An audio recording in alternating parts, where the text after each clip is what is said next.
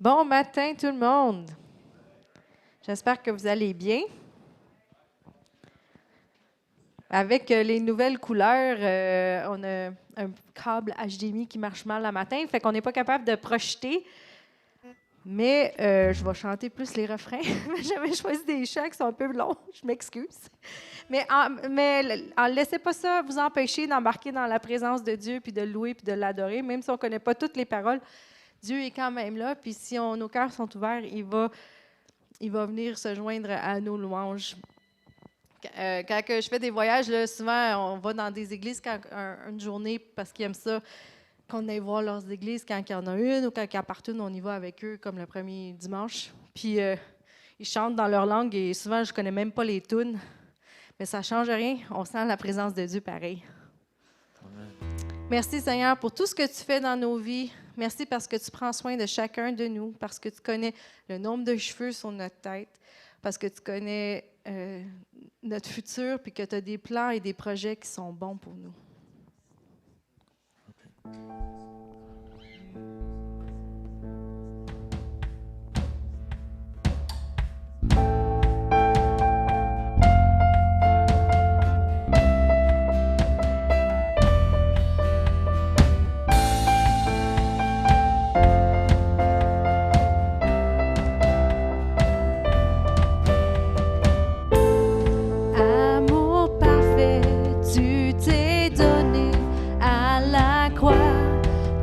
Effacé de mes péchés, tu t'es chargé sur le bois. C'est par ta grâce seule que je suis pardonné. C'est par ta grâce seule que tu m'as racheté.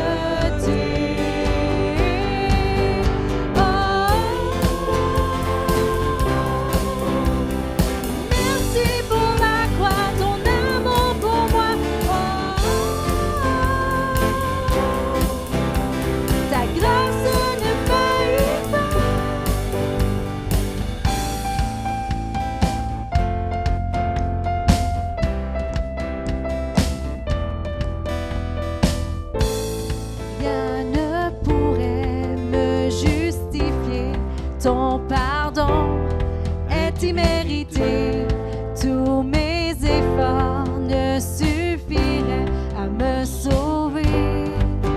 C'est par ta grâce seule que je suis pardonné. C'est par ta grâce seule que tu m'as racheté.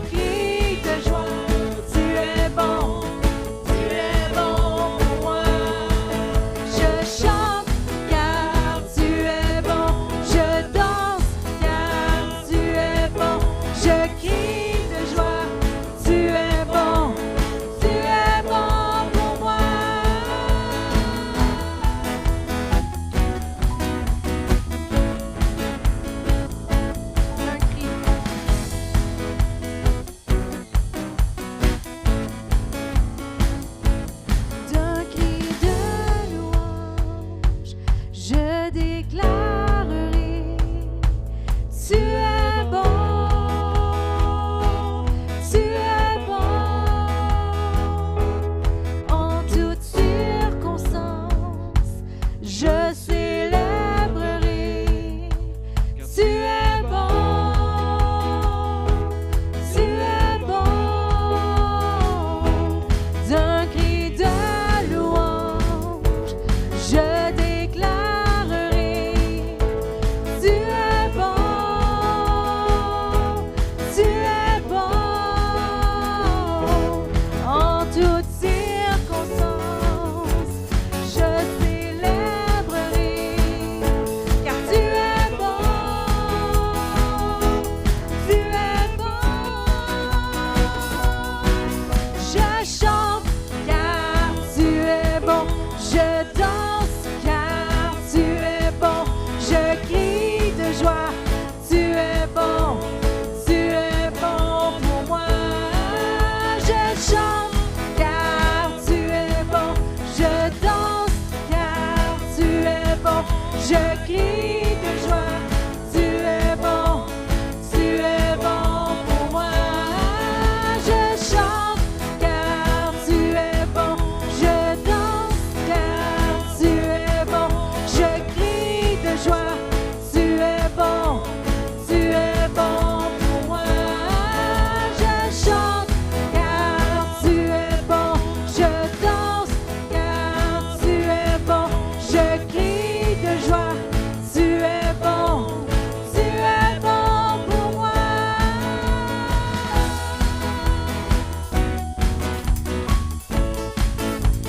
Tu es bon pour moi.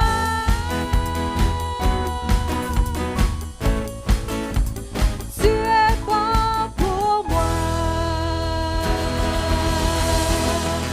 Tu es bon, Seigneur. Alléluia, tu es si bon.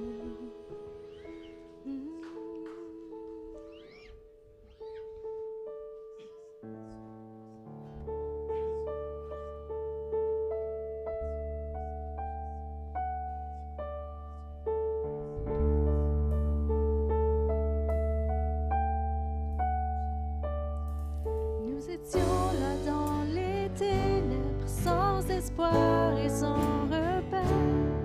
Quand du ciel tu es descendu pour nous montrer l'amour du Père. À une vierge l'ange est apparu, comme l'avaient dit les prophètes. Et d'un trône de gloire éternelle, tu es né dans une étape.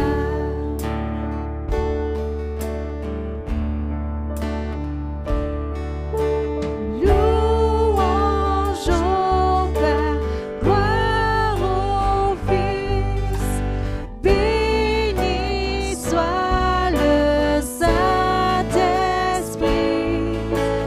Dieu trois fois saint, majesté, gloire au roi des rois à tout jamais.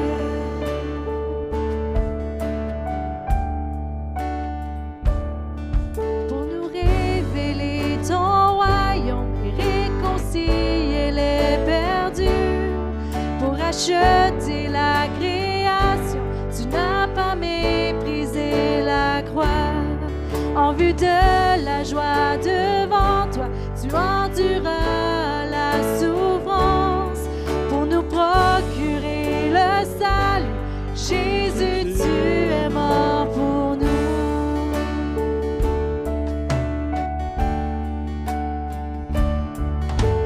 Louange au Père, gloire au Fils, béni soit le Saint-Esprit, Dieu trois fois saint, majesté, gloire au roi des rois à tout jamais.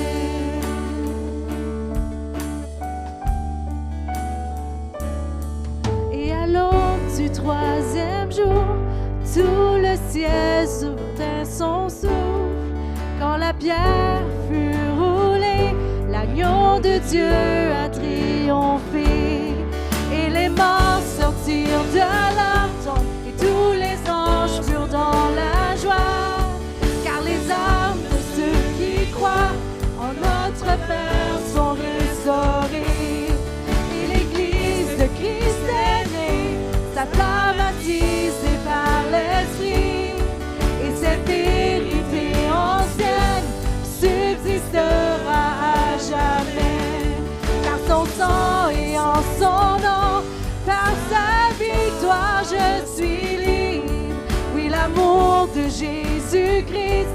ressuscité à jamais. Louange au Père, gloire au Fils, béni soit le Saint-Esprit, Dieu trois fois sa majesté, gloire au roi des rois à tout jamais. Louange au Père, gloire au Fils, béni soit le Saint-Esprit, Dieu trois fois sa majesté, gloire au roi des rois à tout jamais. Louange au Père, gloire au Fils, béni soit le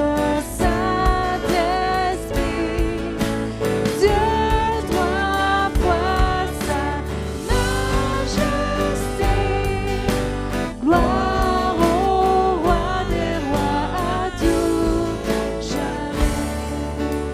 Louange au Père, gloire au Fils, béni soit le Saint-Esprit, Dieu trois fois sa majesté, gloire au roi des rois à tout jamais. Gloire au roi des rois à tout jamais. Gloire au roi des rois à tout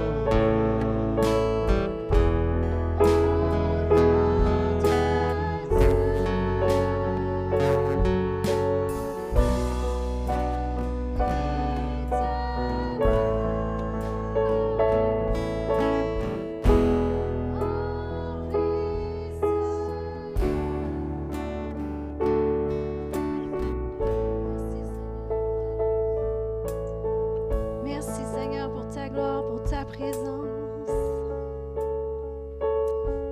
Merci Seigneur pour ta présence et ta gloire présente dans ce lieu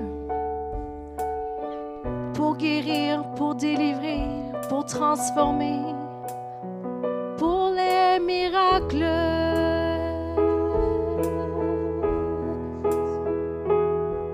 Saisissez votre guérison, saisissez votre miracle. Le ciel est ouvert et le Seigneur vous encourage. Prenez ce que je vous ai donné. Prenez ce que je vous ai légué. Ma parole, mes promesses sont encore oui et amen. Alors venez avec assurance. Venez récupérer ce qui est à vous. Venez chercher votre guérison. Venez chercher votre miracle.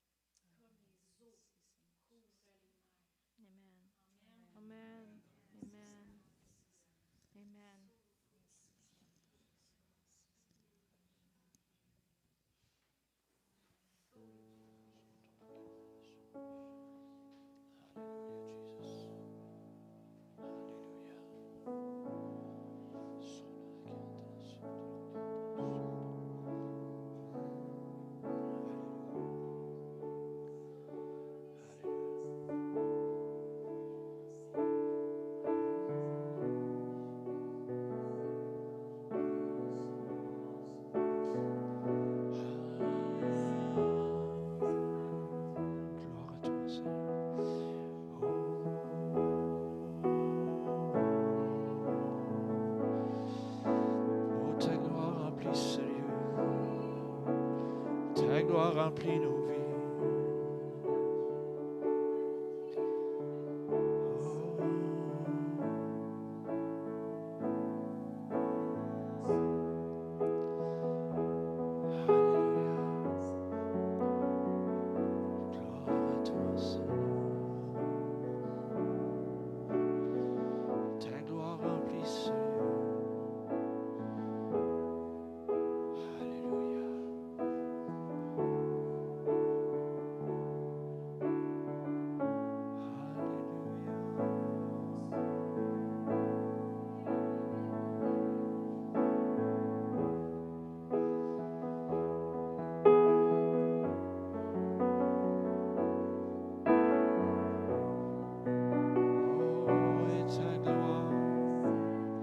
Ta gloire remplit ce lieu.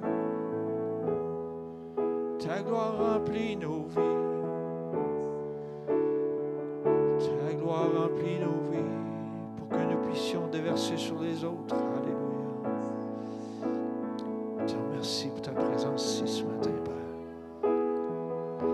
Holy, holy, tu es saint, 3 fois saint, le grand je suis.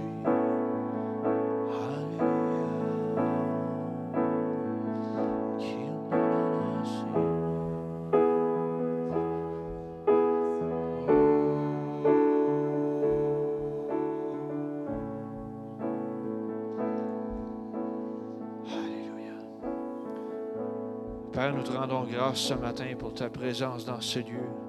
Nous te rendons grâce car tu es partout, Seigneur. Même au travers le YouTube ou peu importe la façon qu'on diffuse, Père, tu es là. Merci car tu déposes en nous cette soif de s'approcher de toi. Ta gloire, tu la déposes en nous, mais pas pour qu'on la conserve, qu'on soit égoïste avec, mais pour qu'on la partage avec les autres, Père. On te donne gloire, on te donne honneur ce matin. Merci de nous honorer de ta présence.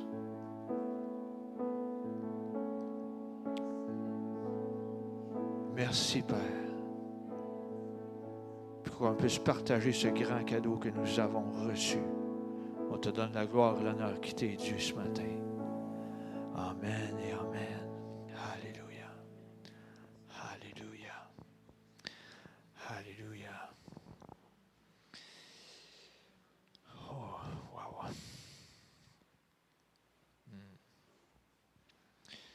Alléluia. On sert un grand Dieu ce matin. Alléluia. Dans les dernières semaines, je vous ai partagé beaucoup sur mettre la semence en terre, puis j'ai apporté le parallèle avec ce qui se passe dans le naturel quand on sème des choses le printemps. Je vais continuer un peu dans cette suite-là, mais j'apporte une autre tangente ce matin. On est rendu à l'étape, une fois que c'est planté, tu ne vas pas, comme j'ai dit il y a quelques semaines, tu ne vas pas la déterrer pour voir si ça pousse. Tu laisses ça là, tu ne déterres pas, OK? Sinon, tu n'auras pas de récolte.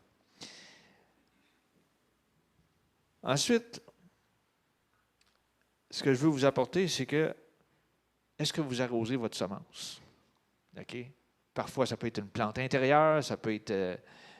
des fois, il peut manquer d'eau à l'extérieur, il tombe pas assez de pluie, fait que là, tu vas sortir ton arrosoir ou bien ta hausse à jardin, excusez l'anglicisme, puis tu vas arroser parce que tu veux que ça pousse, tu veux qu'il se passe quelque chose. Est-ce qu'on fait la même chose dans le spirituel? Tu as mis une semence. Mais tu vas me dire, comment est-ce que je peux arroser ma semence? Regarde, je ne comprends pas.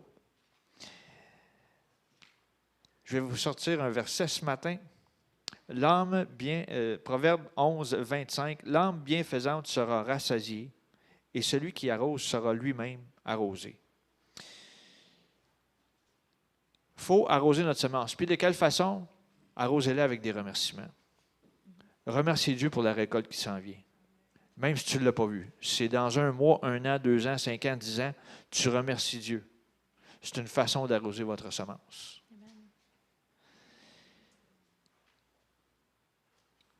Vous pouvez aller plus loin, même vous pouvez dire, je te remercie Dieu, car cette semence va rapporter 30, 60 ou bien 100 pour un.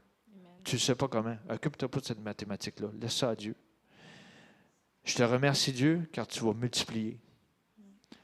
Ce que j'ai semé de bon cœur. Je sais que tu vas agir de façon ou autre, mais je sais qu'il va y avoir une récolte, un résultat. Et c'est la façon d'arroser notre semence. Surtout, je vous le dis, là, c'est quand l'ennemi vient semer le doute dans votre tête. Il va dire, ben là, tu as donné ça, tu n'auras rien en retour. Non, non, non. Faut que tu prennes la parole, faut que tu je ne sais pas si ça dit le refuter, le repousser, faut que tu le repousses avec la parole de Dieu. Parce que l'ennemi va s'amuser à prendre une partie de verset. Mais Jésus, quand il a répondu avec le verset au complet. Il a juste pris un petit bout de phrase. Il a essayé de faire dire quelque chose à la parole. Non, non. Dieu a dit, il est aussi écrit. Fait que faites la même chose avec l'ennemi. Quand vous arrosez votre semence, l'ennemi dit, ah, ça ne marchera pas. Non, mon Dieu est plus grand que ça. Amen. Fait que ce matin, prenez le temps d'arroser votre semence. J'inviterai les préposés à s'avancer, s'il vous plaît.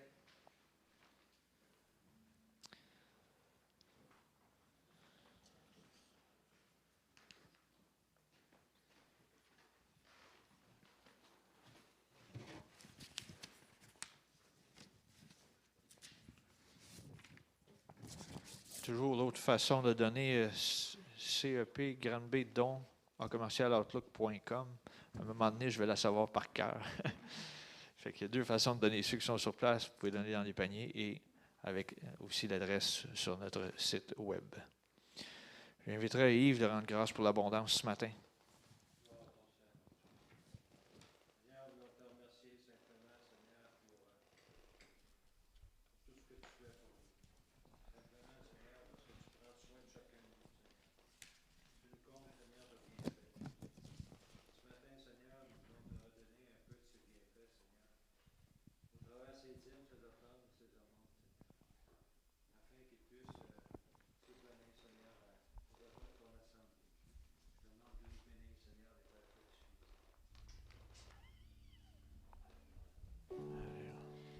Et à l'aube du troisième jour, tout le ciel retint son souffle. Quand la pierre fut roulée, l'agneau de Dieu a triomphé.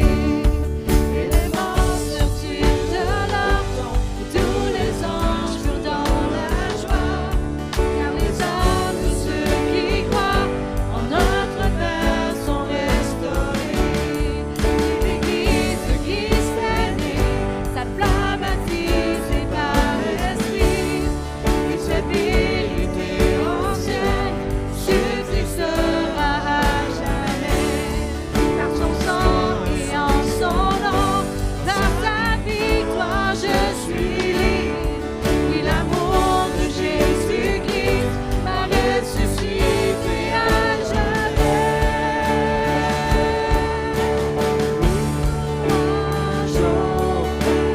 Gloire au Fils, béni soit le Saint-Esprit.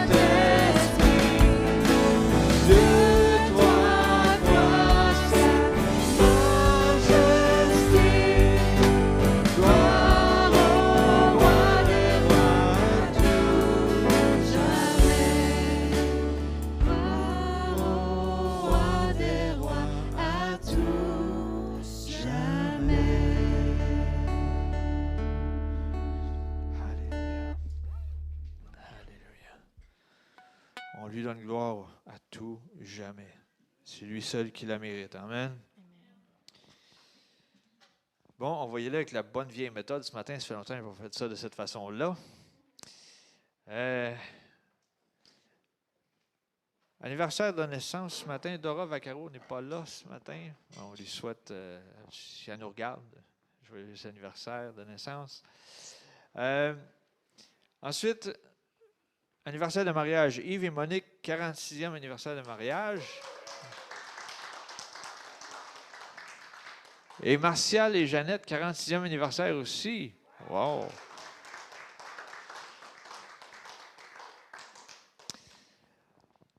N'oubliez pas aussi les mercredis soirs, de 19h30 à 20h30, un temps de prière ici même à la chapelle.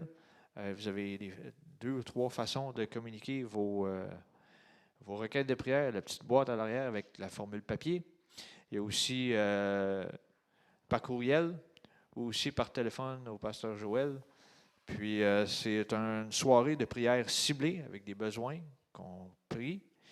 Et par la suite, même si le besoin est là au travail des semaines, on y va en action de grâce. On remercie pour ce qui se passe dans la situation, pour que la situation avance. Puis parfois même, on a des témoignages qui rentrent que, OK, la prière est répondue, on l'enlève, on passe au prochain. Fait que je vous encourage à être là si vous le pouvez. Les vendredis soirs, la jeunesse, 19h, hein, c'est ça?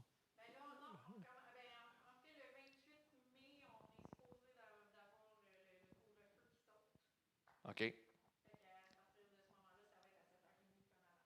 OK, 19h30. De toute façon, c'est Jessie qui est responsable de ça. Puis s'il y a des questions, allez la voir, s'il vous plaît. Fait que la jeunesse continue quand même.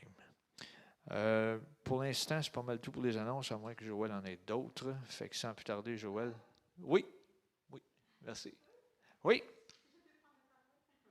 Oui. Attends un petit peu. Je voudrais peut-être que je te donne un micro. Oui, mais c'est sûr, mais pour ceux qui nous écoutent à.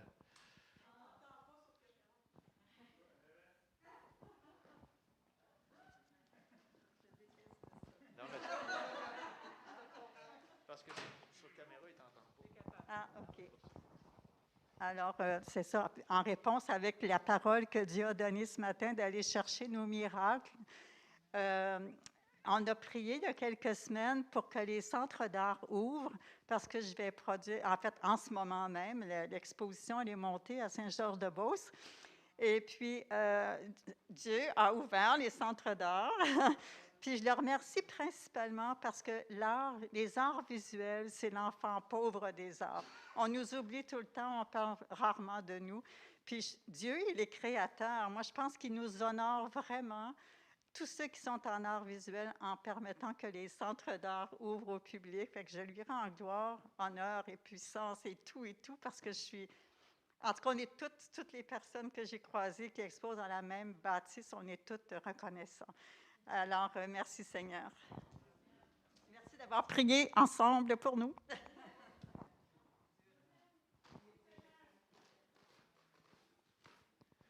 Voilà, c'est une des réponses aux prières qu'on élève le mercredi soir. Fait que, sans plus tarder, Joël. Le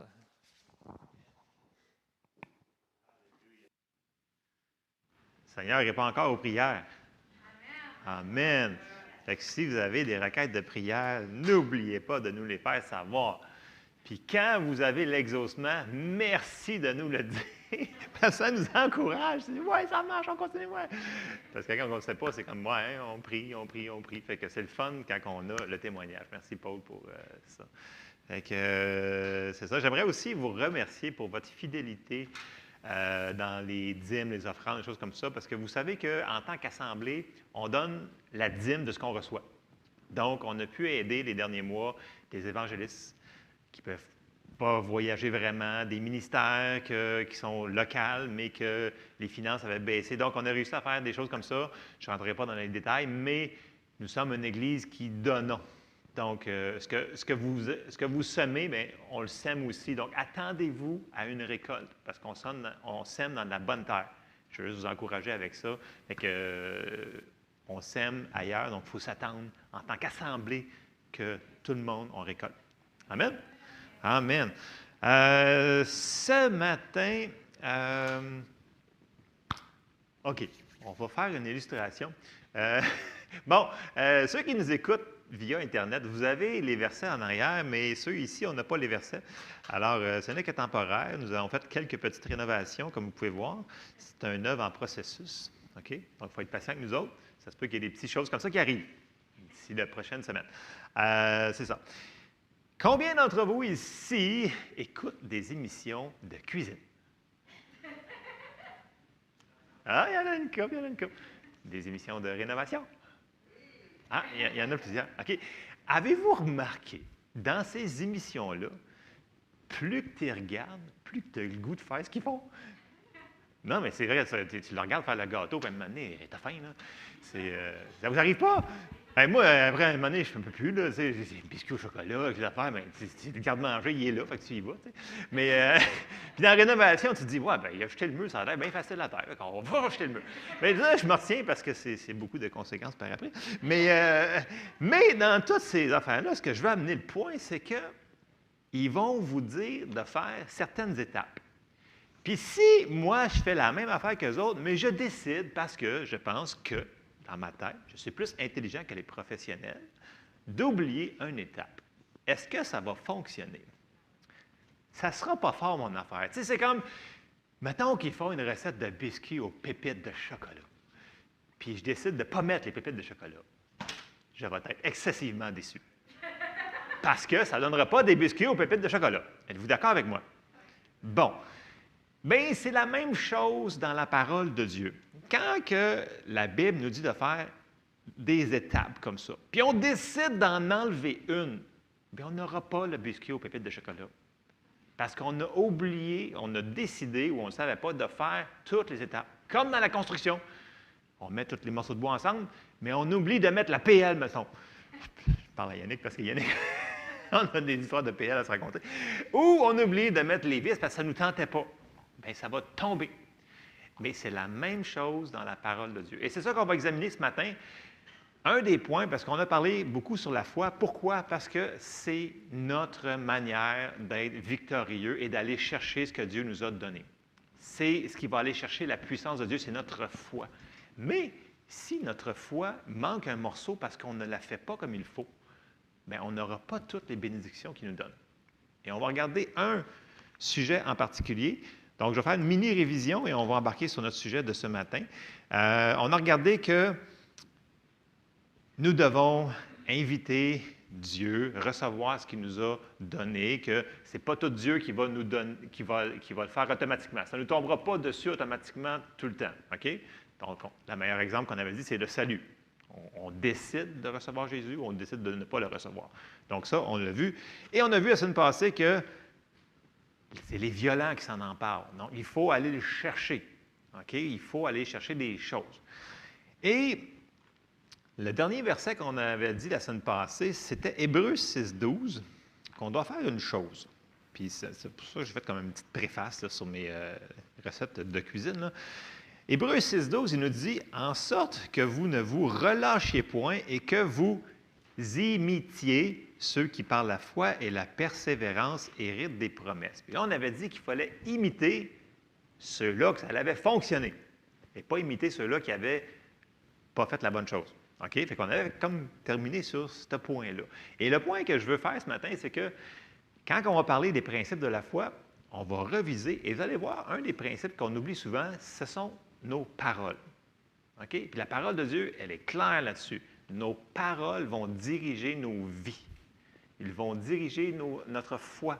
Et ces paroles-là, vous allez le voir là, avec tous les versets qu'on va voir, on sait que la foi vient de ce qu'on entend.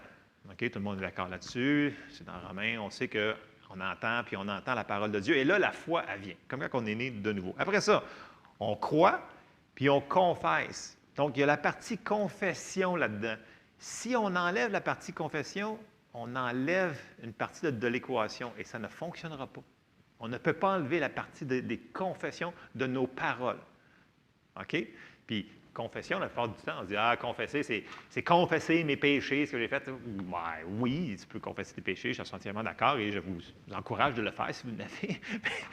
Mais une fois que c'est fait, la plupart du temps, c'est des confessions, qu'est-ce qu'on dit à chaque jour. Et le truc là-dedans, c'est dans la constance que va résider la puissance.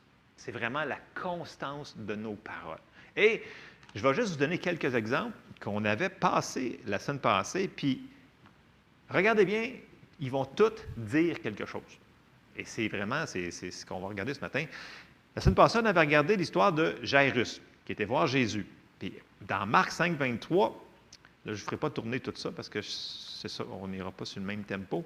Dans Marc 5, 23, Jairus, il était voir Jésus et il lui adressa cette instante prière. Il dit, « Ma petite fille est à l'extrémité. Viens, impose-lui les mains afin qu'elle soit sauvée et qu'elle vive. » C'était ça, sa confession. Il savait que s'il venait, qu'il impose les mains, elle allait vivre. Donc, Jairus, la foi, elle parle. La foi n'est pas silencieuse. Donc, la foi, elle parle. Jairus, il a parlé. Après ça, on a vu qu'en même temps, dans le même chapitre, il y avait la femme avec la perte de sang. Elle est arrivée, dans Marc 5, 28, elle dit, « Car elle disait, si je puis seulement toucher ses vêtements, je serai guérie. » La foi, elle a encore parlé. Et elle a été chercher son miracle, puis Jésus a dit, « Ta foi t'a guéri. » Après ça, on était voir la femme cananéenne. C'est dans Marc 7, au verset 28. Ça nous dit, là, elle a répondu, « Oui, Seigneur. » Il venait de la traiter de chien en passant. C'était pas super de beau passage, mais bon. Il dit, « Oui, Seigneur, lui répondit-elle, mais les petits chiens sous la table mangent les miettes des enfants. » Verset 29, « Alors, lui dit-il, à cause de cette parole, va, le démon est sorti de ta fille. » Puis c'est un endroit qui dit aussi dans un autre passage, je pense que c'est dans Matthieu, à cause de ta foi. Mais c'est à cause de ta parole dans Marc, il dit à cause, c'est sa foi, donc elle a parlé. On voit encore, la foi, elle parle. L'autre qu'on avait vu aussi, c'était le centenier. Dans Matthieu 8, on avait vu Matthieu 8, 8. Le centenier répondit, « Seigneur, je ne suis pas digne que tu entres sous mon toit, mais dis seulement un mot et mon serviteur sera guéri. » Il l'a déclaré, il l'a confessé de sa bouche, et c'est ce qui est arrivé. Et un dernier qu'on avait regardé, c'était Pierre, dans Matthieu 14, 28, qui dit, Pierre, là, ils sont sur l'eau, puis là, dans toutes les questions en tout cas, il a dit, fais que j'aille sur l'eau avec toi. Avec là, verset 28, Pierre lui répondit, Seigneur, si c'est toi, ordonne que j'aille vers toi sur les eaux. Dans le sens que dit la parole, il a encore parlé.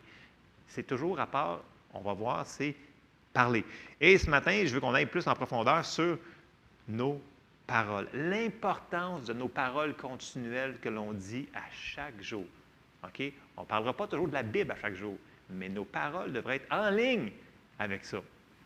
Parce que si on met des choses contraires à ce qu'on vient de, le dimanche matin, vous venez de confesser ou de faire une prière, puis toute la semaine, vous dites le contraire, mais vous allez annuler l'effet de la parole de Dieu. Est-ce qu'on peut annuler la parole de Dieu? Oui, Jésus l'avait dit. Il avait même parlé aux religieux de son temps. Il a dit, vous annulez la parole de Dieu par votre tradition. C'est fort, hein? On a le droit de faire ça. On ne devrait pas, là, mais dans le sens que on a cette capacité-là. Ça, je vous dis qu'on est créé avec une volonté. D'où faire des bonnes décisions pour avoir les meilleurs résultats possibles. Amen? Amen. Alors, on va commencer dans Proverbe 18, au verset 20. Et là, c'est un classique que vous allez connaître, mais écoutez la puissance du verset. Verset 20 dans Proverbe 18, ça dit « C'est du fruit de sa bouche que l'homme rassasie son corps. C'est du produit de ses lèvres qu'il se rassasie. La mort et la vie sont au pouvoir de la langue. Quiconque l'aime en mangera les fruits. » Tada! Non, mais je veux dire, écoute, est-ce que c'est clair? La mort et la vie sont au pouvoir de la langue. Fait que les gens, quand on dit toujours des choses négatives, des choses, tu sais, souvent on dit, hey, c'est des paroles de mort, ça, parce que c'est contraire à ce qui nous a été donné dans la parole. Fait que ça, c'est des choses qu'on ne devrait pas dire. OK? Ça vous semblait être gelé. Vous avez l'air de tout gelé, toute la gang. J'en vais vous. Je m'excuse. Là, il ne me voit plus à la caméra, je te gage, là, fait que c'est pas grave. De toute façon, je suis bleu. Je suis bleu. Je suis bleu. Ah, OK, c'est de retour. Fait que nos paroles, on voit que, et même dans le naturel, OK? Et là, je n'ai pas de précédent pour ça, là, mais moi, je peux vous dire par expérience, la première fois que j'ai entendu ça, il y a bien longtemps, j'ai commencé à regarder. Bon, premièrement, là, mise en garde, vous n'êtes pas la police des paroles des autres. OK? Fait que si vous voyez quelqu'un qui dit des choses, là, que je suis pauvre, de misérable, de pécheur, de petit moche, comme ça, c'est pas votre job d'aller les reprendre, OK? C'est le Saint-Esprit. OK, on s'occupe de nous autres. Moi, je me souviens, dans un certain domaine que je travaillais, il y avait des hommes d'affaires qui venaient et j'écoutais les paroles qu'ils disaient. Et il y en avait, là, écoute, ils arrivaient avec des produits des fois, là, puis c'était tellement laid et horrible, puis ça n'a aucun bon sens. Mais ils n'arrêtaient pas de dire, écoute, ça va marcher, c'est écœurant, ça va marcher, va tout vendre. Et ça fonctionnait. Là, j'étais comme, ça se peut pas. C'est donc bien là. J'ai dit, il n'est pas sauvé, mais il met en pratique une loi spirituelle, puis ça fonctionnait. Et vice-versa, je voyais des gens, là, il y avait des lignes, là, des produits incroyables. Puis, non, écoute, cette année, il n'y a rien qui va marcher, puis rien. Puis, il y avait tout pour vendre. Écoute, moi, j'aurais fait mieux que lui, écoute, 10 fois. Il n'a rien vendu. Il n'arrêtait pas de dire que ça ne marcherait pas.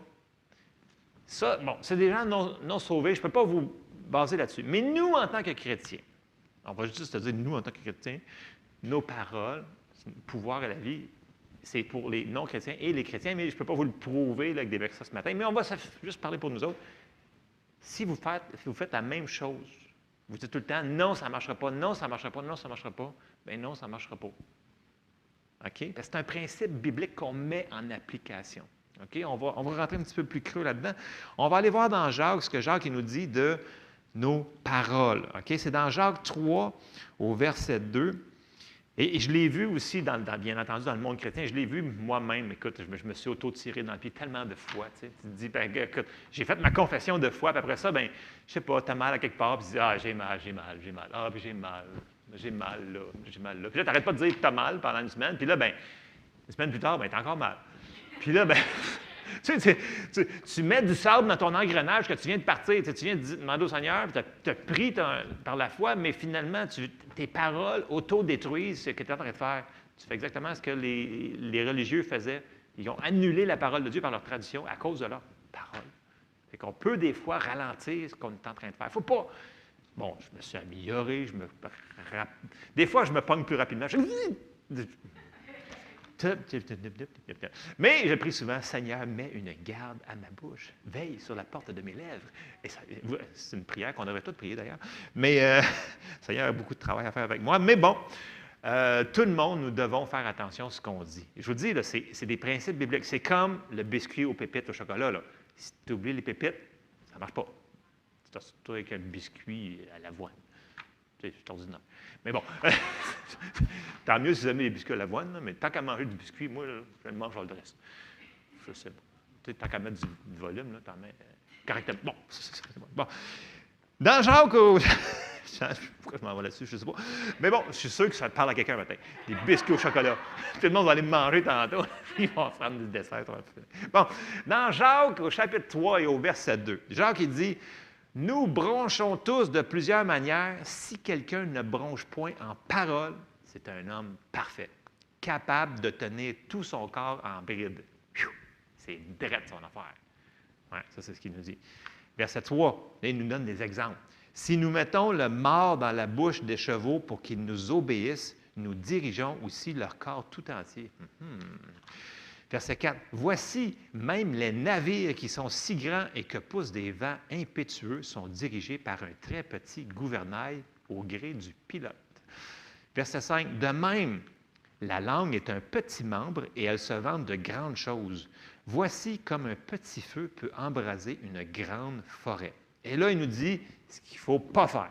La langue aussi est un feu, c'est le monde de l'iniquité. La langue est placée parmi nos membres, souillant tout le corps et enflammant le cours de la vie, étant elle-même enflammée par la géhenne. Toutes les espèces de bêtes et d'oiseaux, de reptiles et d'animaux marins sont domptés et ont été domptés par la nature humaine, mais la langue, aucun homme ne peut la dompter. Ce qu'il est en train de dire, c'est que la loi spirituelle de nos paroles ne sera jamais enlevée. Elle est là. Elle a été mise en place. Elle ne sera pas enlevée. Et là, il continue. Aucun homme ne peut l'endosser. C'est un mal qu'on ne peut réprimer. Elle est pleine d'un venin mortel. Par elle, nous bénissons le Seigneur notre Père. Par elle, nous maudissons les hommes faits à l'image de Dieu. De la même bouche sortent la bénédiction et la malédiction. Il ne faut pas, mes frères, qu'il en soit ainsi. Il veut dire qu'il ne faut pas que ce soit des deux comme ça. Il faut qu'on retourne au début. Il faut que ce soit un homme qui tient son corps en bride parfait. Ça veut dire qu'il dit la même chose, des paroles de vie. C'est ça qui explique ici, de ne pas faire les deux choses. Ça n'a pas besoin d'être des paroles vraiment, là, « Ah, je maudis ma tondeuse. » C'est pas besoin de dire des malédictions, mais si tu dis « Ah, cette tondeuse-là, elle ne part jamais, puis elle ne partira plus, puis ça, ces paroles-là, c'est des paroles négatives. Tu ne l'aides pas, ta tondeuse. Tu pourrais dire « Merci Seigneur, parce que j'ai une tondeuse qui fonctionne bien. » Ça a de l'air simple, vous me dites « Voyons donc, je vous le dis, essayez-le. Essayez-le, ça va. Essayez du côté positif, s'il vous plaît, OK? Pas du côté négatif. En tout cas, à moins que vous ayez vraiment beaucoup de temps à perdre, là, mais Jacques nous dit de ne pas aller du côté négatif. OK? Important, là, ça va changer. Toutes les paroles vont conduire notre vie au complet. Fait que s'il y a des affaires dans notre vie qu'on aimerait qu'ils changent, changeons nos paroles. Et c'est un travail phénoménal, là, parce que là, il va falloir qu'on apprenne, il va falloir qu'on s'entraîne, c'est vraiment un entraînement à constamment regarder ce qui sort de notre bouche. OK? Et ça, je sais que ça a été pris à l'extrême. Il y en a qui disent, écoute, bien, regarde, je n'ai pas le droit de dire ça, fait que je ne peux pas dire ça, fait que je ne dirai pas que j'ai mal, je n'irai pas chez le médecin, puis je ne dirai pas. On ne fait pas ça, on ne nie pas les circonstances. OK? C'est qu'on déclare la parole de Dieu par-dessus la circonstance. Et il y a une grosse différence. OK? Fait que si vous avez mal à quelque part, bien, allez voir le médecin, c'est le médecin que vous allez voir. Allez voir une infirmière, allez voir allez chez le garage quand votre auto est brisée. Non, mais vous comprenez, il ne faut pas nier les circonstances. Mais une fois que vous l'avez dit là, au médecin, là, peux-tu arrêter d'en parler toute la semaine? Non, mais je veux dire, je ne veux pas être méchant, là, je veux juste nous faire comprendre que plus qu'on va parler du bobo, plus qu'on va être mindé sur le bobo, plus qu'on parle de la réponse, plus notre foi va être comme essayez-le pour le fun. Tomber dans la louange puis dans l'action de grâce versus tomber dans le murmure. Je vous dis, vous allez être déprimé après une semaine. C'est vrai, c'est facile de tomber dans la dépression quand on fait juste chialer cette affaire-là. Versus tu dis, ah, mais merci Seigneur parce que tu t'en occupes. Merci parce que tu fais ci puis tu fais ça. Puis là, bien, tu es moins déprimé, tu vas mieux. Et en plus, tu fais accélérer le processus. C'est merveilleux. C'est juste que c'est un travail que la seule personne qui peut le faire pour nous autres, c'est nous autres. Ce n'est pas ton frère, ce n'est pas ta soeur, ce n'est pas le pasteur, c'est nous autres qui doivent le faire. Et ça, c'est beaucoup de travail. Mais si on commence, puis on demande à Dieu de nous aider, il va nous aider. Et ça va changer notre vie au complet. OK, je continue. Donc, on ne peut pas séparer nos paroles de les principes de la foi. Et on va retourner dans Marc 11 au verset 22 et on va regarder quand Jésus leur a enseigné, juste après qu'il ait maudit le figuier. Il a juste dit, il n'a pas dit « je te maudis, figuier », blablabla. Non, il a dit que plus aucun fruit ne pousse de toi et that's it. Et le figuier, il était séché depuis les racines. C'est ce qu'il a dit. OK? Puis après ça, bien, les disciples étaient comme « Ah, Seigneur, vois le figuier que tu as maudit, il est séché des racines, et là, blablabla. » Et on arrive au verset 22. OK? Je vous mets en contexte. Marc 11, 22. Et là, Jésus prit la parole et leur dit « Ayez foi en Dieu, ou ayez confiance en Dieu, ou ayez la foi de Dieu, dépendamment de la Bible que vous allez avoir. OK? Première chose, c'est qu'il faut trouver la parole pour s'appuyer dessus pour avoir la foi. Parce que la foi vient de ce qu'on entend. Si tu ne l'entends pas, tu n'auras pas la foi. Première chose. Deuxième chose, il dit, je vous le dis, quiconque, si quelqu'un dit à cette montagne, ôte-toi de là et jette-toi dans la mer, et s'il ne doute point en son cœur, mais croit que ce qu'il dit arrive, il le verra s'accomplir. Voyez-vous qu'il n'est pas encore rendu dans la prière, là. Il est encore dans les paroles. Après ça, au verset 24, c'est ça que je vous dis, on ne peut pas enlever un verset, des 4 versets qu'il est en train d'expliquer, ça ne marche pas. Il va en manquer un, il va manquer quelque chose, ça ne fonctionnera pas. Là, il continue, verset 24. Là, il embarque dans la prière. C'est pourquoi je vous le dis, tout ce que vous demanderez en priant, croyez que vous l'avez reçu ou que vous l'avez pris et vous le verrez s'accomplir. Après ça, il en rajoute. Et, verset 25, lorsque vous êtes debout en faisant votre prière, si vous avez quelque chose contre quelqu'un, pardonnez, afin que votre Père qui est dans les cieux vous pardonne aussi vos offenses. Même chose. On ne peut pas enlever cela non plus. Si tu enlèves, tu marches dans le manque de pardon, dans l'offense, choses comme ça, ta foi va être affectée. Ils sont tous ensemble. Puis si vous lisez dans le contexte qui parle au complet, on ne peut pas enlever rien de ça.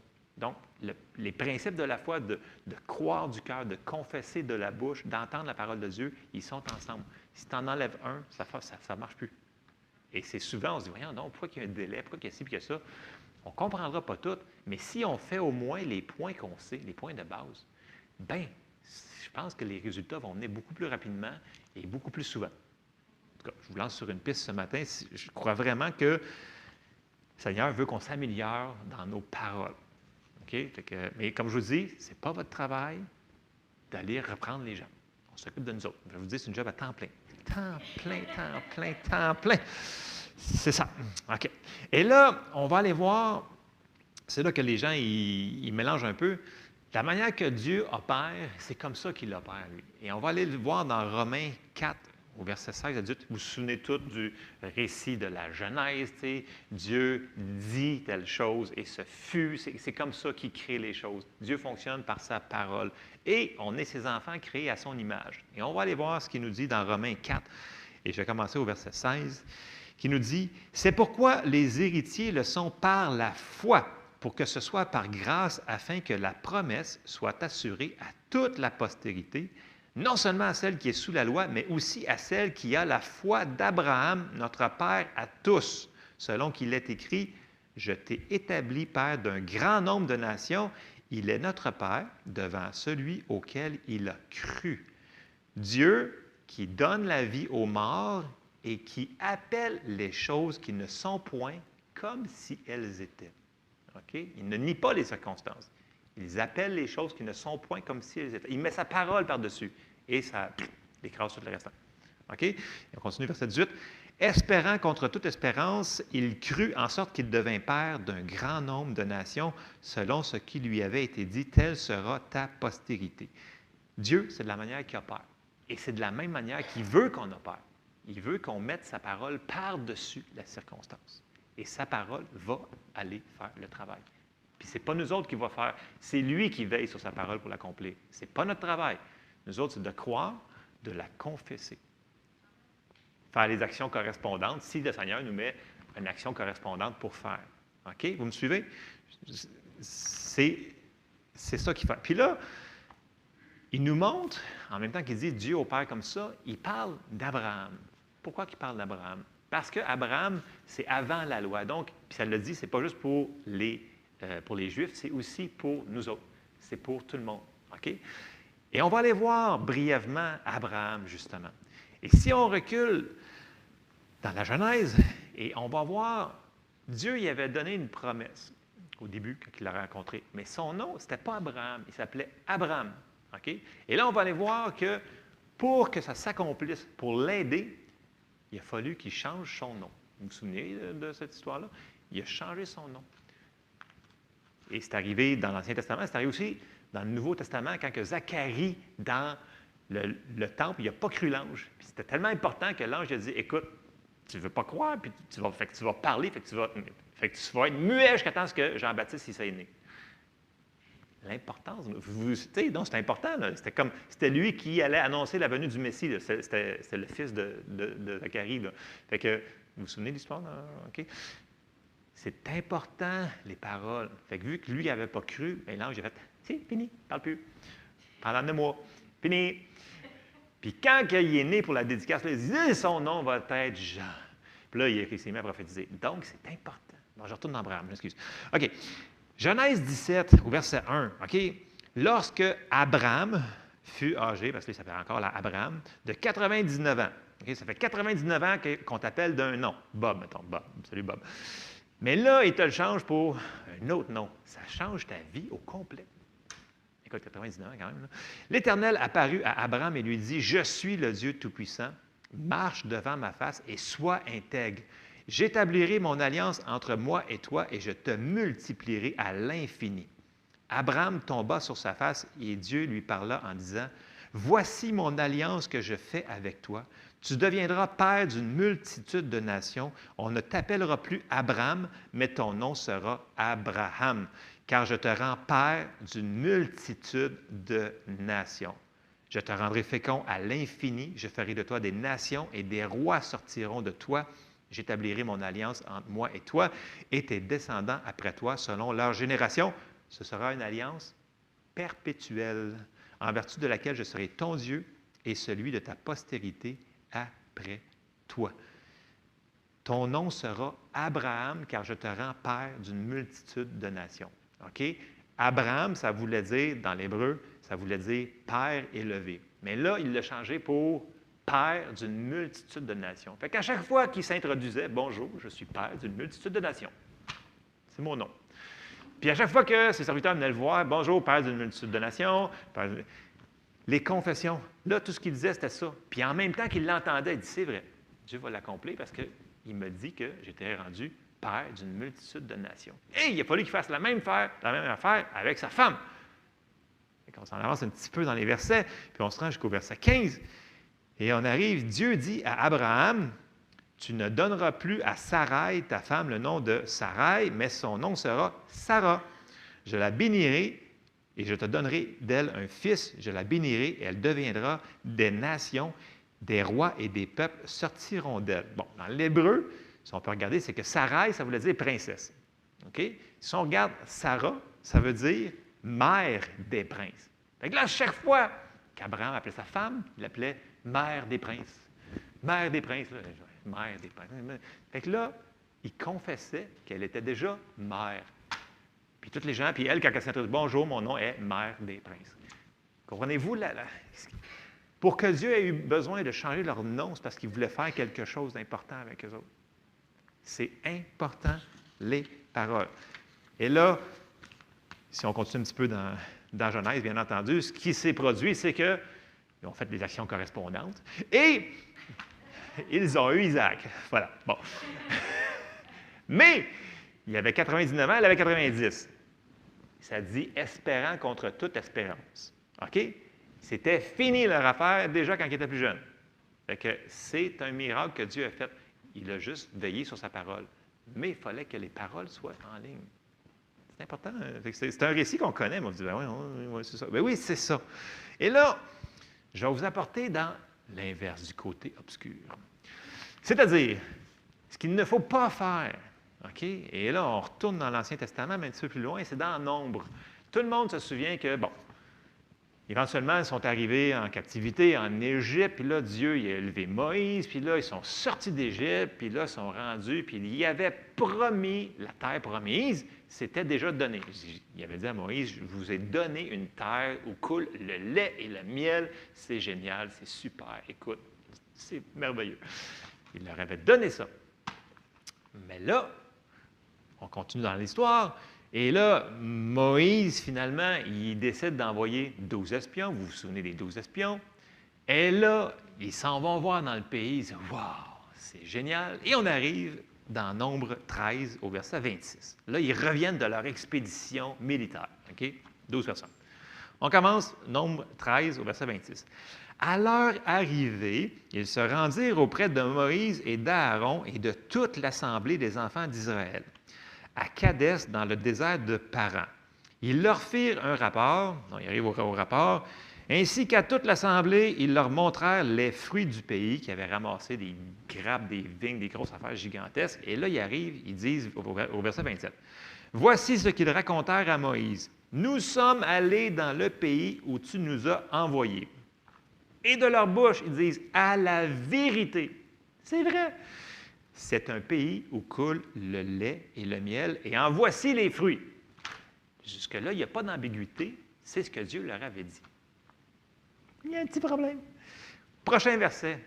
Mais, même si c'est vrai ce que tu nous as dit, mais ils décident de ne pas faire confiance à Dieu, puis de se fier à leurs yeux.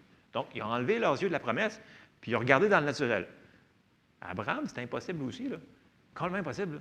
Mais regardez bien ce qu'ils ont fait. Verset 28. « Mais le peuple qui habite ce pays est puissant. Les villes sont fortifiées, très grandes.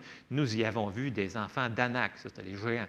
Verset 29. « Les Amalécites habitent la contrée du Midi. Les Hétiens, les Jébusiens, toutes les Bébites, les Amoréens habitent la montagne. Et les Cananéens habitent près de la mer et le long du Jourdain. » Caleb fit taire le peuple qui murmurait contre Moïse. Il dit, « Fermez votre... » Il dit, « Montons, emparons-nous du pays et nous y serons vainqueurs. » Verset 31. « Mais les hommes qui étaient allés avec lui dirent, « Nous ne pouvons pas monter contre ce peuple, car il est plus fort que nous. » Et là, sur les 12, 10 personnes ont fait fondre le cœur de toute une nation au complet à cause de leurs murmures et de leurs paroles contre ce que Dieu leur avait dit.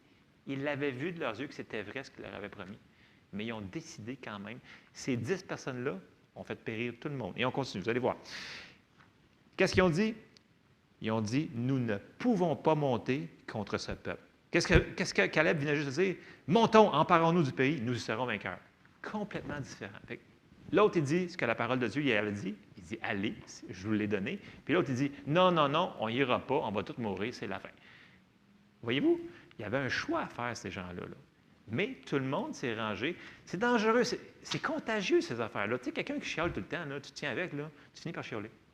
Je vous dis, c'est contagieux, le murmure, le négativiste, là, je peux appeler ça même. Il faut faire attention de ce qu'on fait, cette affaire-là. Et là, si on avance un petit peu, là Dieu, il est bien patient, bien patient. Mais après 10 fois qu'ils ont tenté Dieu, ils n'ont pas voulu, on arrive à nombre 14. Et au verset 28, là Dieu, là, il y en a, là. Et il est obligé, il ne peut pas retenir, même si Moïse avait intercédé, il ne peut pas retenir ce que leurs paroles ont créé. On s'en va au verset 28. Dieu, il parle, il dit, dis-leur, il parle à Moïse, je suis vivant, dit l'Éternel, je vous ferai ainsi que vous avez parlé à mes oreilles. That's it, c'est fait.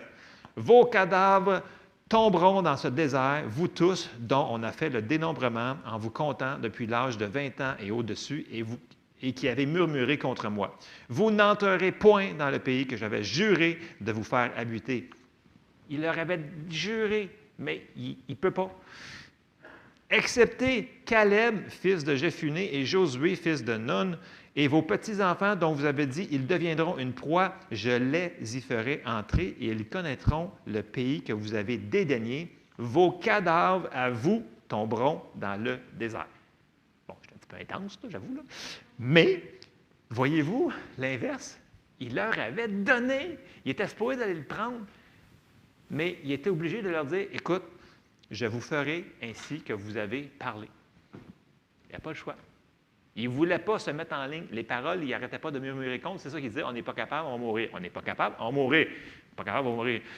Là, Dieu, il les a ramenés 10 fois. Là, il les a ramenés. Là. Puis là, Moïse intercédait, non, extermine-les pas toutes, s'il te plaît, pitié. Et à un moment donné, c'était comme fini. Donc, Dieu n'a même pas pu faire ce qu'il voulait faire avec ce peuple-là. Puis là, ils ont perdu 40 ans de leur vie à cause. Donc, ça fait perdre du temps à d'autres personnes des fois. Ça, c'est impressionnant. Bon, ce n'était pas le plan parfait de Dieu qui meurt dans le désert. Là. Je m'excuse. Là. Il voulait qu'ils rentrent dans le pays, mais c'est eux autres qui n'ont pas voulu. Une question de choix et de volonté. Fait que, on comprend le principe. Le but, c'est qu'il faut le faire en pratique. Tu sais, quand Jacques il nous parle du mort dans la bouche des chevaux, du bateau, il faut, nos paroles de chaque jour, ils vont changer notre vie. Il faut qu'on les mette en pratique. Il faut qu'on fasse attention à ce qui sort de notre bouche. Puis, comme je mets une mise en garde, ne tombez pas de l'autre extrême de dire « OK, c'est vrai, il ne faut pas que je dise ça parce qu'on a le droit de dire des choses dans le naturel de ce qui se passe. OK? Mais ça ne doit pas être notre confession principale. Vous comprenez qu'il y a une différence entre les deux, là? Parce qu'il y a des gens qui ne croient pas du tout qu'on doit dire des confessions. Il y en a qui ne sont pas nés de nouveau non plus. Mais bon, c'est ça l'histoire. Mais il faut prendre la parole de Dieu en contexte, dans les versets, et rester centré là-dessus, parce que c'est facile de tomber dans l'autre extrême puis plus dire un mot. Là. Bien là, à un moment donné, ça devient un petit peu de l'extrémiste. Allez pas jusque-là. Là. C'est pas ça que je veux dire ce matin. Dans le sens que dans la constance, régulièrement, ce qu'on dit doit être en ligne avec la parole de Dieu. Amen? OK, bon.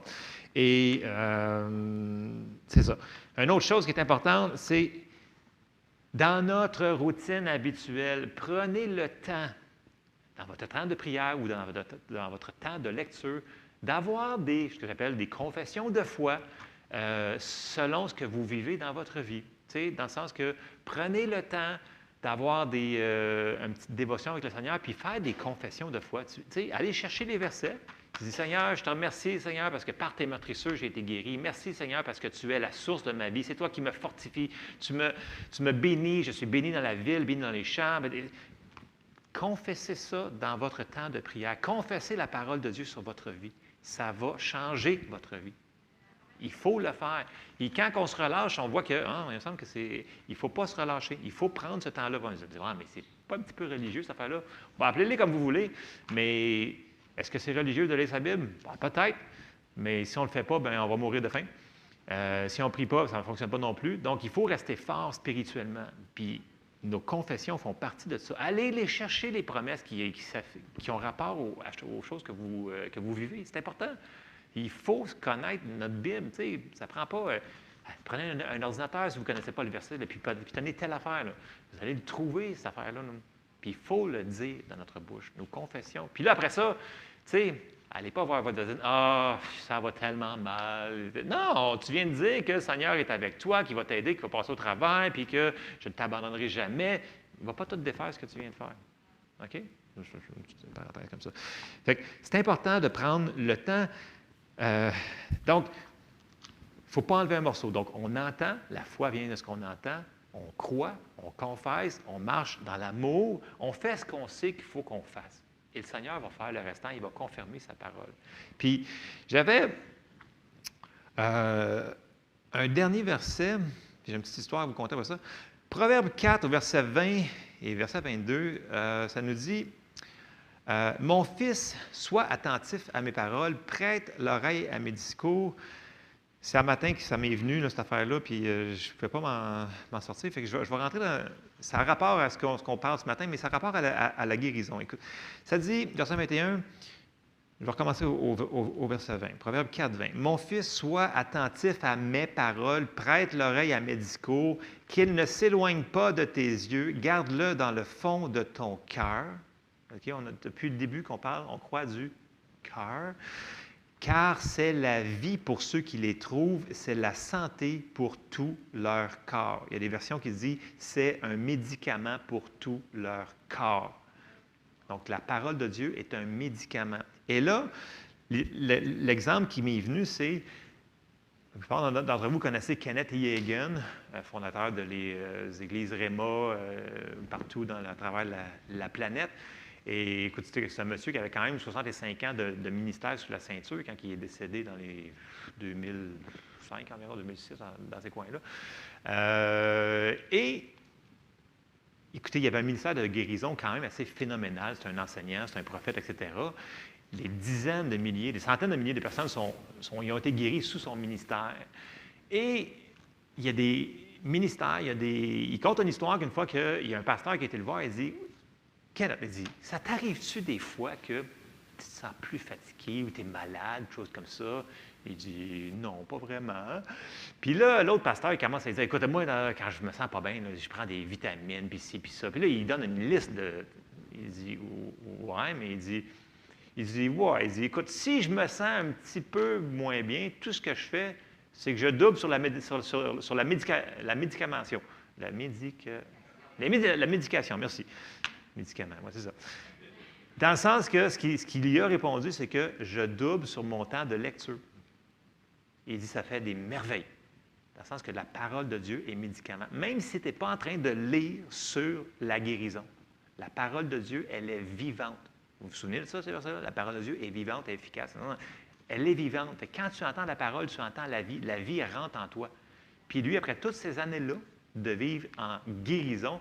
Puis là, après ça, même, il a dit, et là, on embarque dans les confessions, il a dit, ouais, mais si t'arrive de quoi? Il dit, écoute, le dernier mal de tête que j'ai eu, je pense, c'est il y a 40 ans. Mais, il a répondu, il dit, écoute, même si j'aurais un mal de tête, je ne le dirais à personne. Bon, OK, vous n'êtes pas rendu là, on n'en est pas rendu là. Il dit, parce que, il dit, je vais déclarer la parole de Dieu par-dessus. Lui était rendu à ce niveau-là, dans le sens qu'il était rendu, après 65 ans et plus, d'exercer sa foi sur la guérison. Il était rendu qu'il n'acceptait pas, dans le sens qu'à force d'exercer sa foi, ça ne collait pas sur lui. Dans le sens qu'il dirait, moi, je ne dirais même pas ça pour laisser un espace. Je ne vous dis pas de faire comme lui a fait. Okay? Lui, par le Saint-Esprit, il était dirigé à faire ça. C'est ce qui a répondu au pasteur qui a été le voir. Il faut être dirigé. Écoutez, si le Saint-Esprit nous a été envoyé, puis Jésus dit, c'est super important que je vous envoie parce que ça vous le prend comme enseignant, s'il vous plaît, demandez son avis. OK? On en a vraiment besoin, vraiment, je vous dis, vraiment plus qu'on le pense. Fait que, demandez-lui. Mais voyez-vous ce qu'il a répondu? Je le dirais même pas. En anglais, c'est « I wouldn't tell a soul ». Personne sur la terre ne saurait que j'aurais eu ça.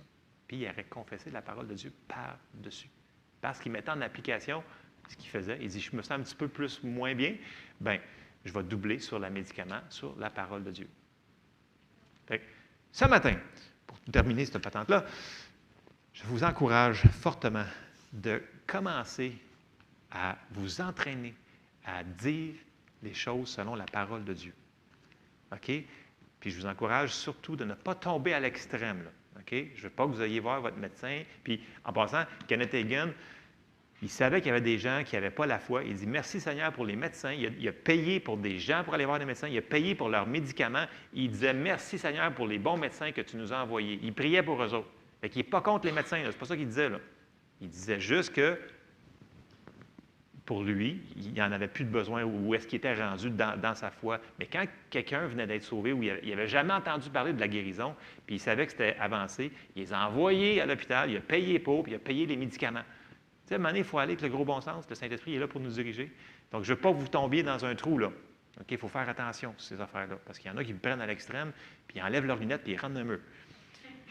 Non, mais c'est vrai. Je l'ai déjà essayé. Bon, anyway. Je ne me stoulerai pas trop, là. Mais je vous encourage. Si vous faites une recette, faites-la comme il faut. Puis, dans notre vie de tous les jours, il va vraiment falloir, si on veut avoir les résultats qui nous ont été donnés, il va falloir que nos bouches, que nos paroles soient en ligne avec la parole de Dieu. Amen? Fait que, on termine en prière et on se laisse là-dessus. Seigneur, je te remercie pour ta parole ce matin. On te demande de nous aider à parler les paroles de vie partout. Au travail, partout où est-ce qu'on va, Seigneur, qu'on puisse être dirigé par ton Saint-Esprit, qu'on puisse dire les paroles de vie dans notre famille, à nos enfants, à tous les gens autour de nous. Aide-nous, Seigneur, que nos paroles mettent une garde dans notre bouche, Seigneur, que notre langue soit comme la plume d'un habile écrivain. Dirige-nous, conduis-nous. On te demande ton aide ce matin, Seigneur, et qu'on ne soit pas des auditeurs oublieux, mais qu'on mette ta parole en pratique. Je te le demande, Seigneur, dans le nom de Jésus. Amen. Alors, soyez bénis. On se voit la semaine prochaine.